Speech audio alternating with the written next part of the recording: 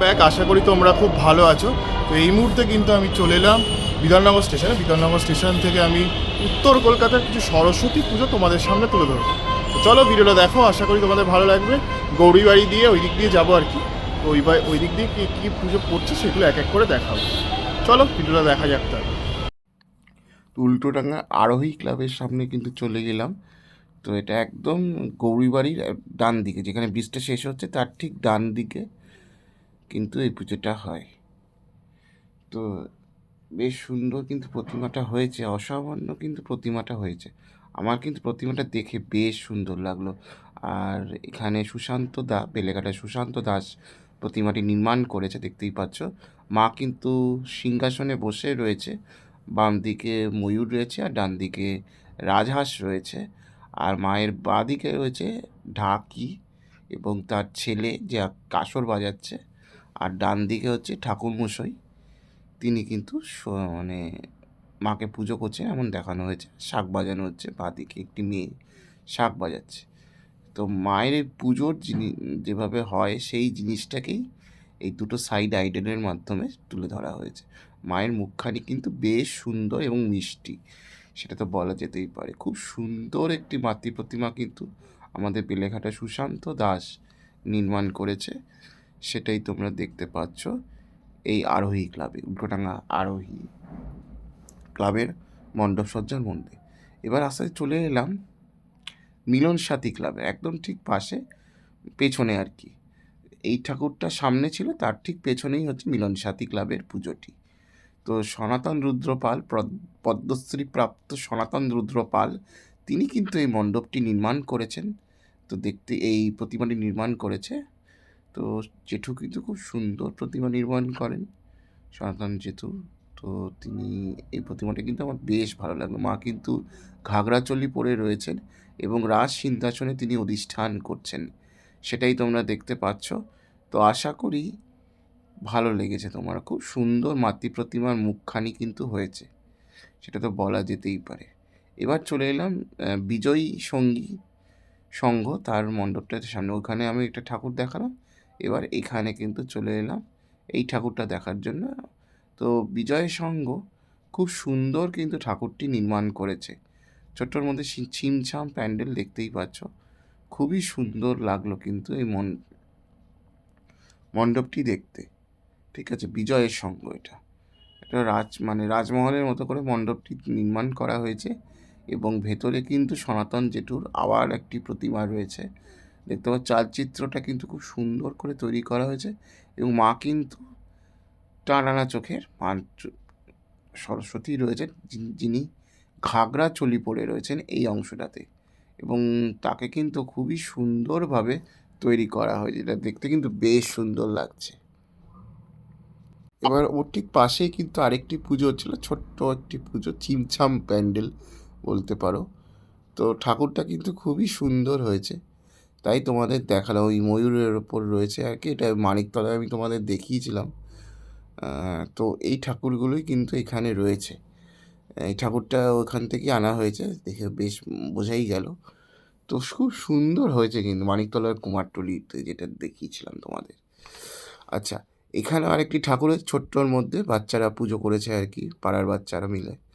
তো বেশ সুন্দর লাগলো কিন্তু, খুব সুন্দর একটি শিবাজি সঙ্গের আগে পুজোটা। এবার শিবাজির সঙ্গে চলে এলাম, উল্টোডাঙার যুব শিবাজি সংঘ। ঠিক আছে, 23 উল্টোডাঙা রোড।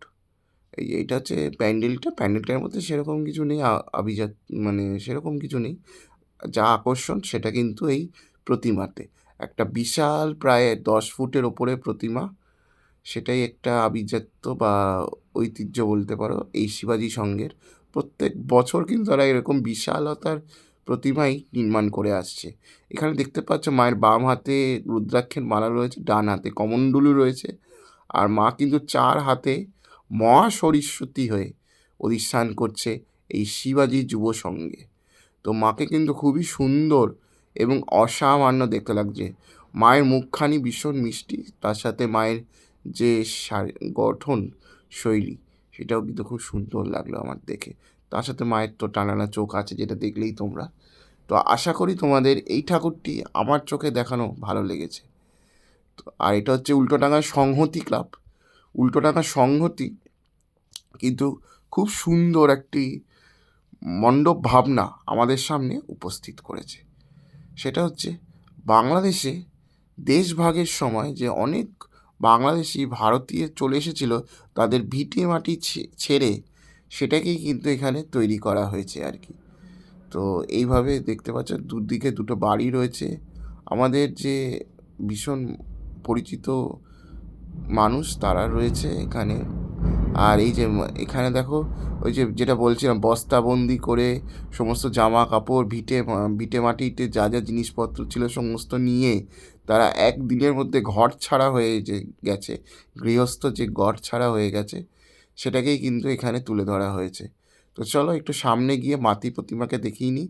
মাতৃ প্রতিমাকে এখানে মা সুলভ দেখানো হয়েছে, যে মা তার সকল সন্তানকে নিয়ে চলে যাচ্ছে, সাথে হচ্ছে মা সরস্বতীকেও নিয়ে যাচ্ছে।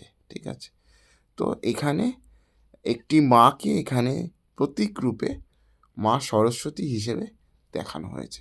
আর এই কাটা তারটা সিম্পলিফাই করছে সেই দেশভাগের প্রি এরা বা প্রি হিস্টোরিক সময়টা। তো এবার এই ঠাকুরটা কিন্তু আমার বেশ ভালো লাগলো, একটা থিমেটিক ভাবনার মধ্যে রয়েছে ঠিকই, ঠাকুরটা কিন্তু খুব সুন্দর।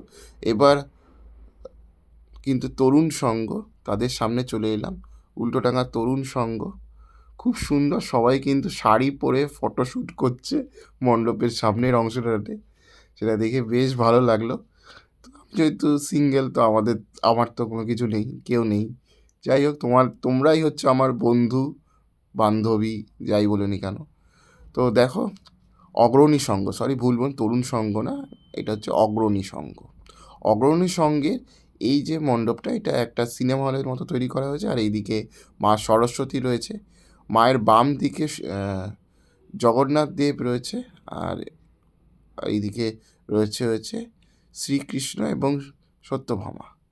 ঠিক আছে, মীরাবাই রয়েছে। ঠিক আছে, এইভাবে কিন্তু তৈরি করা হয়েছে। আর মাকে কিন্তু খুব সুন্দর লাগেছে, মা কানাই রুদ্র পাল, যিনি রয়েছে মানিকতলার কুমারটুলিতে, সেই শিল্পী কিন্তু এখানে যোগদান দিয়েছে। এই ঠাকুরটা খুব সম্ভবত আমি দেখিয়েছিলাম তোমাদের মানিকতলায় যখন ঠাকুরটা তৈরি হচ্ছিল। আর এই হচ্ছে উত্তরের আড্ডা, একটা সেন্সেশনাল পুজো। বিগত বছর ধরে উত্তর কলকাতার সরস্বতী পুজোর মানচিত্রে কিন্তু এই পুজোটা একটা অন্যতম নাম হিসেবে এখন গণ্য করা হয়। এখানে যেহেতু 23শে জানুয়ারি ছিল, তো এখানে নেতাজি সুভাষচন্দ্রের ওপরে থিমটা তৈরি করা আছে। ইন্ডিয়া গেট রয়েছে, দেখেছিলে প্যান্ডেলটা। আর মাকে কিন্তু ট্রাই কালার শাড়িতে মাকে এখানে রাখা হয়েছে। আর বালার মতো করে চালচিত্রটাকে তৈরি করা আছে। বাম দিকে বীণা রয়েছে আর ডান হাতে রাজহাঁস রয়েছে। তো এইভাবে কিন্তু মা সরস্বতী এই উত্তরের আড্ডার পুজো কমিটির মণ্ডপ এবং প্রতিমায় সেজে উঠেছে। তো কেমন লাগলো অবশ্যই লিখে জানিও। তো চলো পরবর্তী মণ্ডপে যাই। পরবর্তী মণ্ডপ হচ্ছে আমার পাড়ার পুজো, সেটা হচ্ছে বেলেঘাটা 33 পল্লী সরস্বতী পুজো। তোমরা বেলেঘাটা দুর্গা পুজো দেখে থাকো 33 পল্লীর, এবছর আমি সরস্বতী পুজো দেখালাম। তো উড়ান এই থিমটাকে মাথায় রেখেই তারা তাদের মণ্ডপ সজ্জা তুলে ধরেছে, এটাই মূল বিষয় ভাবনা। আর এখানে মানুষ যে উড়ে মানে পাক লাগিয়ে যে উড়ে যাচ্ছে, পেখম মেলে যে উড়ে যাচ্ছে, সেটাই তাদের দেখানো হয়েছে। ঠিক আছে, বাচ্চাদের মস্তিষ্কে যেই জিনিসগুলো চলে সেগুলো কিন্তু এখানে রয়েছে আর কি। ঠিক আছে, একটা আধুনিকতার সাথে একটা মানে বাস্তবের মেলবন্ধন বলতে পারো। ঠিক আছে, তো বার্ষিকী অনুষ্ঠান এই জিনিসটা এখানে দেখানো হয়েছে। দেখো মা সরস্বতী কিন্তু এখানে রয়েছে। ঠিক আছে, বাচ্চা মা সরস্বতীর আশীর্বাদ নিয়ে একটি প্রতিমা নির্মাণ করছে, ডান দিকে অজস্র বই রয়েছে। তো এইভাবে কিন্তু এই ঠাকুরটাকে রূপদান দেওয়া হয়েছে এবং ঠাকুরটা কিন্তু আমার বেশ সুন্দর লাগলো, খুব সুন্দর বলে। মা কিন্তু রাজ সিংহাসনে বসে রয়েছে আর কি, দেখতেই পাচ্ছ। আর এইদিকে কিন্তু রাজহাঁস রয়েছে। তো ঠাকুরটা কিন্তু খুব সুন্দর হয়েছে, এক কথায় সেটা বলা যেতেই পারে। পুরো অংশে ঠাকুরটা উড়ান থিমটা হিসেবে ঠাকুরটাকে কিন্তু খুব সুন্দরভাবে নিখুঁতভাবে নির্মাণ কাজ করা হয়েছে। তো চলো এবার গুটি গুটি পায়ে কিন্তু এসে পৌঁছালাম দমদম কালেন্দি পুজোর সামনে। তো উত্তর কলকাতার একটি দুর্গাপুজোর পরিক্রমা করছি। তো দেখতেই পাচ্ছ খুব সুন্দর কিন্তু এইটা হয়েছে। দমদম কালেন্দিতে পড়ছে পুজোটি। অসামান্য পুজো, সেটা তো বলা যেতেই পারে। মানে এতটাই সুন্দর পুজো, কি বলবো তোমাদের। মানে দুর্গা পুজো যে এরকম জাঁকজমক সহকারে পুজো হয় দমদমে, আমার জানা ছিল না। যাই হোক, তো তোমাদের দেখানোর সৌভাগ্যে আমার নিজেরও দেখা হয়ে গেল আর কি। এটা হচ্ছে প্যান্ডেলটা, চিমছাম প্যান্ডেল। প্যান্ডেলটায় কোনো আভিজাত্য নেই বা আড়ম্বর নেই, প্রতিমায় রয়েছে।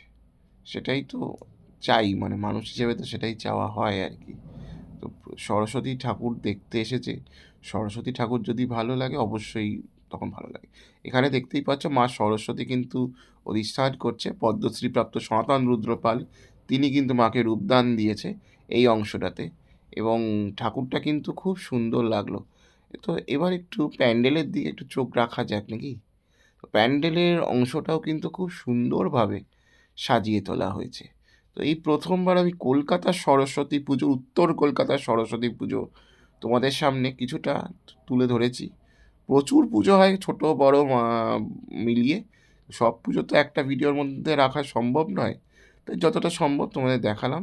এখানে বিভিন্ন রকমের কুলো, দর্পণ, দিয়া, এই সমস্ত দিয়ে কিন্তু এইভাবে জিনিসটাকে সাজানো হয়েছে আর কি, পুরো মণ্ডপটাকে। আর মাকে কিন্তু খুবই সুন্দর লাগছে, এক কথা দেখতেই পাচ্ছ। কুলোটা দেখে মাকে বেশ সুন্দর লাগছে, মানে এই কুলোর মণ্ডপ সজ্জার মধ্যে। আর মা কিন্তু মাটির শাড়ি পরেছে, সাদা পাড়, লাল শাড়ি, লাল কলকার শাড়ি রয়েছে।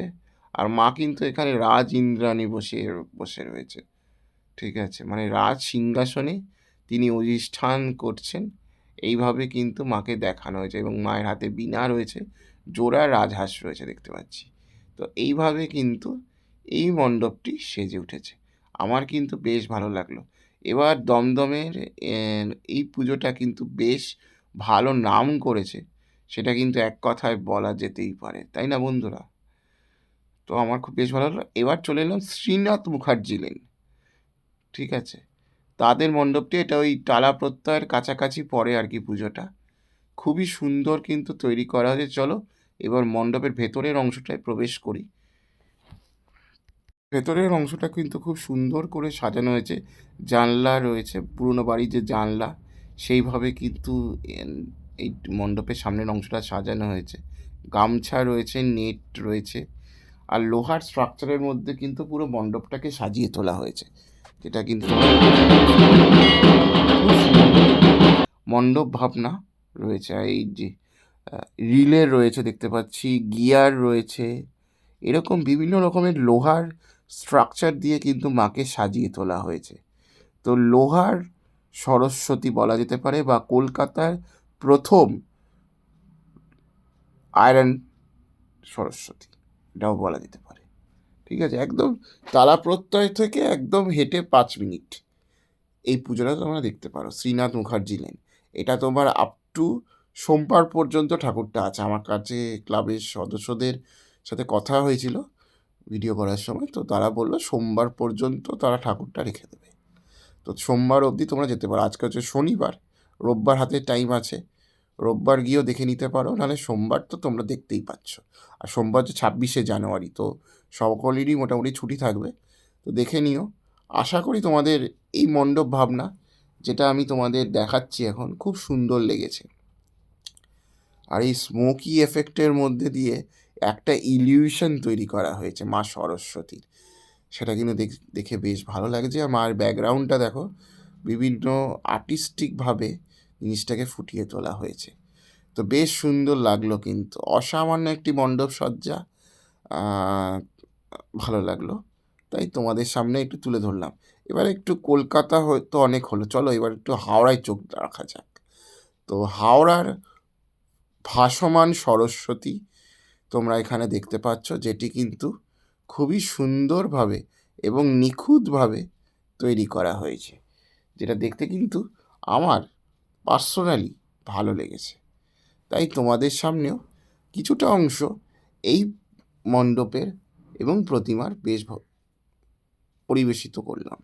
আশা করি তোমাদের ভালো লেগেছে। কলকাতায় কিন্তু এই প্রথম, কলকাতায় না সরি হাওড়ায় এই প্রথম কিন্তু একটি ভাসমান সরস্বতী দেখানো হয়েছে। তিনি কিন্তু শূন্যে ভেসে যাচ্ছেন, এইভাবে জিনিসটাকে ফুটে তোলা হয়েছে। সেটা আর প্রচুর এরকম আয়রনের স্ট্রাকচার রয়েছে দেখতে পাচ্ছি।